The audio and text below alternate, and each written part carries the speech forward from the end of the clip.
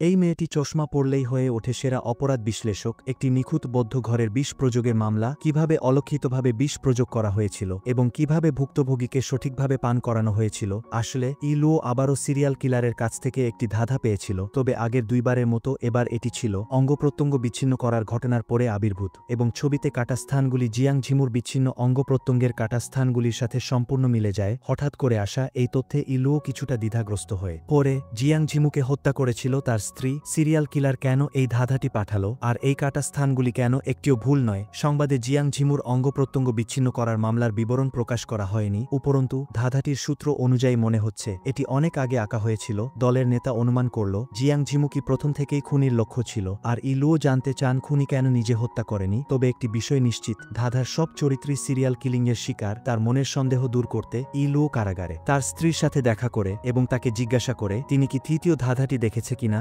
ইলুও তার স্ত্রীকে ভালো করে ভাবতে বললেন যে সে কি অপরাধ করার সময় কারো দ্বারা অনুসরণ করা হয়েছিল কিনা। তার এই কথা শুনে স্ত্রী একটি বিষয় মনে করতে পারল, যখন সে টেনিস কোচের সাথে মৃতদেহ ফেলে দিচ্ছিল তখন সে অনুভব করেছিল যে কেউ তাকে অনুসরণ করছে। এছাড়াও স্ত্রীর মনে একটি প্রশ্ন ছিল, পুলিশ কিভাবে সুটকেসটি খুঁজে পেল। একই সময়ে একটি কারখানায় একটি হত্যাকাণ্ড ঘটে। লাও কুই আর 3 সহকর্মী একসাথে মদ পান করছিল, কিন্তু কেবল সে বিষক্রিয়ায় মারা যায়। পুলিশের তদন্তে দেখা যায় যে এই 3 জনেরই অপরাধ করার উদ্দেশ্য ছিল। লি লাও কুইজের কাছে 3 মিলিয়ন কোরিয়ান ওন ধার ছিল। লিউ লাও মাঝপথে কিছু কাজ থাকায় মদ পান করতে পারে না, আর পার্ক লাও মদ কিনতে গিয়েছিল এবং 34 মিনিট সময় নিয়েছিল। এটি গুরুতর অপরাধ। তদন্ত দলকে আটকে দেয় কে আসল বিষ প্রযোগকারী খুনি। অন্যদিকে ইলুওরও একই প্রশ্ন ছিল। দলের নেতার ইঙ্গিত পাওয়ার পর সে সঙ্গে সঙ্গে বুঝতে পারল খুনি হয়তো ঘটনাস্থল সাজিয়েছে। সেদিন রাতে ইলুও জিন হানকুয়ানের সাথে অ্যাপার্টমেন্টে ফিরে আসে আর তাকে 3 সহকর্মীর পরিচয়ে রক্ত পরীক্ষা করতে বলে। প্রথমত, লি লাও কুইজের কাছে 3 মিলিয়ন কোরিয়ান ওন ধার থাকলেও সে এর আগে 7 মিলিয়ন কোরিয়ান ওন শোধ করে, তাই সামান্য অবশিষ্ট টাকার জন্য হত্যা করার কোনো প্রয়োজন ছিল না।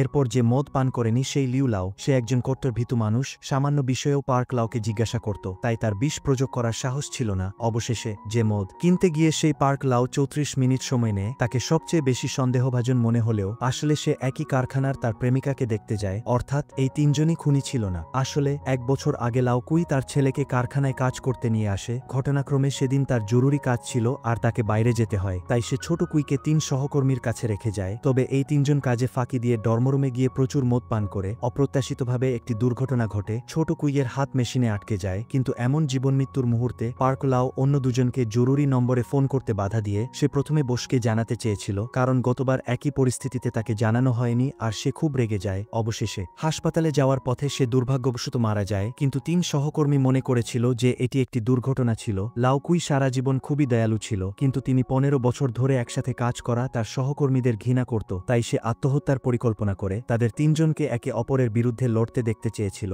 সে নিজেই বিষাক্ত সুজু পান করে অল্প সময়ের মধ্যেই বিষ তার সারা শরীরে ছড়িয়ে পড়ে, কিন্তু লাও কুই সারা জীবন মুখে কোনো শব্দ করেনি, যা থেকে বোঝা যায় সে কতটা কঠোর ছিল। এই মামলার অভিজ্ঞতা থেকে ইলুও একটি বিষয় বুঝতে পারল, সিরিয়াল কিলার তার পাশেই আছে। এছাড়াও মৃত চাচা লি মিং আর জিয়াং ঝিমু কি লাও কুইয়ের মামলার মতো শিকার ছিল না, বরং কোনো ঘটনার অপরাধী ছিল। ধাঁধাটি বর্তমানে 3টি টুকরা হলেও এটি 6টি বা 9টি টুকরা হতে পারে, অথবা ধারণার চেয়েও অনেক বেশি হতে পারে। এখানে 5 নম্বর এপিসোড শেষ হয়। এরপর কি হবে আমরা নেক্সট এপিসোডে দেখতে পারবো। প্লিজ ভিডিওটি লাইক আর চ্যানেলটি সাবস্ক্রাইব করুন।